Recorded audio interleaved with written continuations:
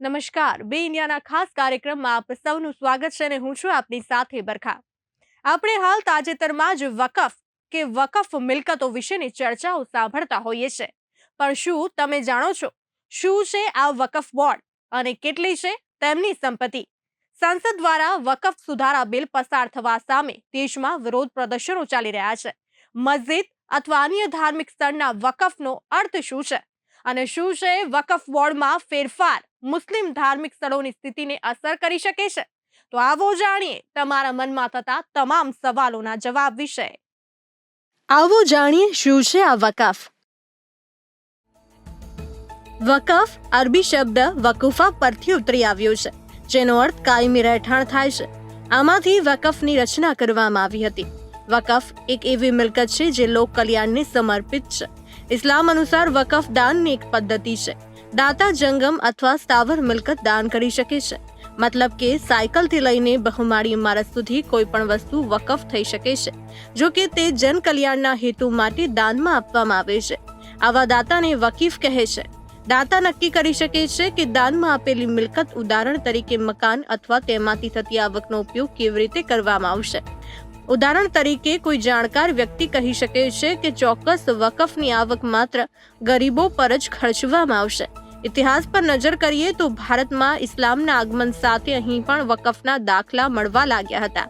વકફ મિલકતોનો લેખિત ઉલ્લેખ દિલ્હી સલ્તનતના સમયથી દેખાવા લાગે છે. તે જમાનામાં મોટા ભાગની મિલકત રાજા પાસે હોવાથી તે ઘણીવાર ચાર્જમાં રહેતો અને વકફની સ્થાપના કરતો. જેમ કે ઘણા સમ્રાટોએ મસ્જિદો બનાવી, તે તમામ વકફ બની ગયા અને તેમના સંચાલન માટે સ્થાનિક સત્વરે વ્યવસ્થા સમિતિઓની રચના કરવામાં આવી હતી. આવો જાણીએ કે આપણા દેશમાં વકફ બોર્ડની રચના ક્યારે થઈ. 1947માં આઝાદી બાદ દેશભરમાં ફેલાયેલી વકફ પ્રોપર્ટી માટે માળખું બનાવવાની વાત થઈ હતી. તેવી જ રીતે વર્ષ 1954માં સંસદે વકફ એક્ટ 1954 પસાર કર્યો હતો. આના પરિણામે વકફ બોર્ડની રચના થઈ. આ એક ટ્રસ્ટ હતું જેના હેઠળ તમામ વકફ પ્રોપર્ટી આવી હતી. 1955માં એટલે કે કાયદો અમલમાં આવ્યાના એક વર્ષ પછી આ કાયદામાં સુધારો કરવામાં આવ્યો અને રાજ્ય સ્તરે વકફ બોર્ડ બનાવવાની જોગવાઈ કરવામાં આવી હતી. આ પછી વર્ષ 1995માં નવો વકફ બોર્ડ કાયદો આવ્યો અને 2013માં તેમાં સુધારા કરવામાં આવ્યા હતા. હાલમાં જે સિસ્ટમ છે તે આ કાયદો અને સુધારાઓ હેઠળ ચાલી રહી છે. સામાન્ય રીતે મુસ્લિમ ધાર્મિક સ્થળો વકફ બોર્ડ એક્ટ હેઠળ આવે છે, પરંતુ આમાં પણ અપવાદો છે. જેમ કે અજમેર શરીફ દરગાહ પર આ કાયદો લાગુ પડતો નથી. આ દરગાહના સંચાલન માટે દરગાહ ખ્વાજા સાહિબ એક્ટ 1955 અમલમાં છે. કઈ રીતે થાય છે વકફ મિલકતનું સંચાલન? વકફ મિલકતોના વહીવટ માટે સેન્ટ્રલ વકફ કાઉન્સિલ છે. તે વકફ સંબંધિત મુદ્દાઓ પર ભારત સરકારને સલાહ આપે છે. રાજ્ય સ્તરે રાજ્ય સરકારો વકફ બોર્ડને સૂચિત કરે છે, જેમાં બે પ્રકારના બોર્ડ બનાવવાની સત્તા આપવામાં આવી છે. એક સુન્ની વકફ બોર્ડ અને બીજું શિયા વકફ બોર્ડ. આદર્શ પરિસ્થિતિમાં વકફ બોર્ડનું માળખું કંઈક આ પ્રકારનું છે કે તેમાં અધ્યક્ષ છે. રાજ્ય સરકાર દ્વારા 2 સભ્યોની નિમણૂક કરવામાં આવે છે. આ ઉપરાંત મુસ્લિમ ધારાસભ્યો, મુસ્લિમ સાંસદો, મુસ્લિમ નગર નિયોજકો, મુસ્લિમ વકીલો અને મુસ્લિમ બૌદ્ધિકો પણ તેમાં ભાગ લે છે. બોર્ડમાં સર્વે કમિશનર પણ હોય છે, જે મિલકતોનો હિસાબ જાળવે છે. બોર્ડના તમામ સભ્યોનો કાર્યકાળ 5 વર્ષનો હોય છે. આ ઉપરાંત રાજ્ય સરકાર મુસ્લિમ IAS અધિકારીને પણ બોર્ડના સભ્ય બનાવે છે. તેઓ CEO એટલે કે બોર્ડના ચીફ એક્ઝિક્યુટિવ ઓફિસર છે. તે બોર્ડના નિર્ણયોનો અમલ કરે છે અને બોર્ડ હેઠળની મિલકતોનું પણ નિરીક્ષણ કરે છે. કાયદો કહે છે કે આ અધિકારી ન્યૂનતમ ડેપ્યુટી સેક્રેટરી રેન્કનો IAS અધિકારી હોવો જોઈએ. આ ઉપરાંત વકફ બોર્ડ એક્ટ દ્વારા વકફ સંબંધિત બાબતો માટે કોર્ટ પણ બનાવવામાં આવી છે. તેને વકફ બોર્ડ ટ્રિબ્યુનલ કહેવામાં આવે છે, જેમાં વકફ પ્રોપર્ટી સંબંધિત મુદ્દાઓ સાંભળવામાં આવે છે. આવો હવે જાણીએ શું હોય છે આ વકફ બોર્ડની જવાબદારીઓ. જો આપણે વકફ બોર્ડની જવાબદારીઓની વાત કરીએ તો શૈક્ષણિક સંસ્થાઓ, કબ્રસ્તાન, મસ્જિદો અને આશ્રય ગૃહો વકફ દ્વારા મળેલા દાનથી બનાવવામાં આવે છે.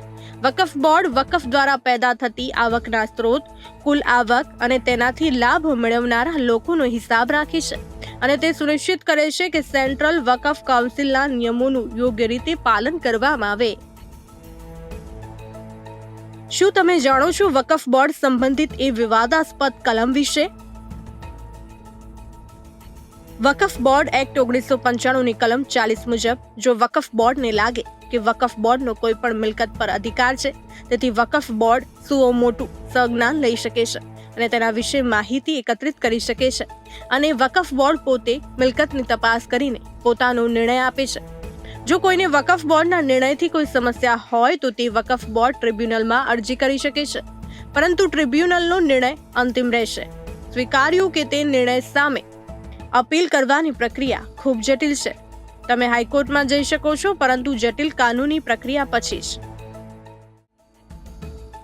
જાણો કેન્દ્ર સરકાર વકફ એક્ટમાં શું ફેરફારો કરવા માંગે છે. કેન્દ્ર સરકાર વર્તમાન વકફ બોર્ડ એક્ટમાં લગભગ 40 સુધારા કરવા માંગે છે. ઘણા અહેવાલો અનુસાર સરકારનો ભાર વકફમાં મહિલાઓની ભાગીદારી વધારવા પર છે અને સાથે જ એવું પણ કહેવામાં આવી રહ્યું છે કે વકફ બોર્ડની સંપત્તિ સંબંધિત સત્તા પર સરકાર નિયંત્રણ કરશે.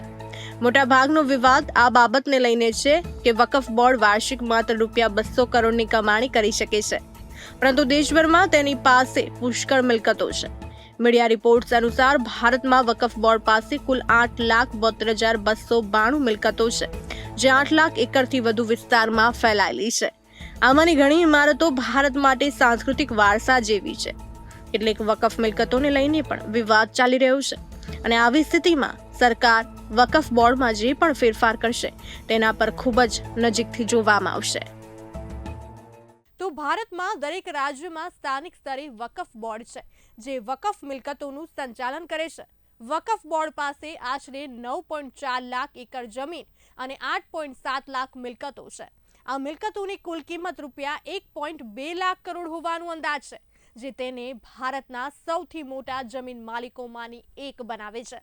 તો વકફ બોર્ડ દ્વારા સંચાલકીય ભૂલો અને કાયદાકીય વિવાદોને કારણે ઘણી વકફ મિલકતો કોર્ટમાં પણ ગઈ છે. વકફ ટ્રિબ્યુનલ દ્વારા આપવામાં આવેલા નિર્ણયને હાઈકોર્ટમાં પડકારી શકાય છે. હાઈકોર્ટ આ નિર્ણયને સુધારી અથવા તો બદલી શકે છે.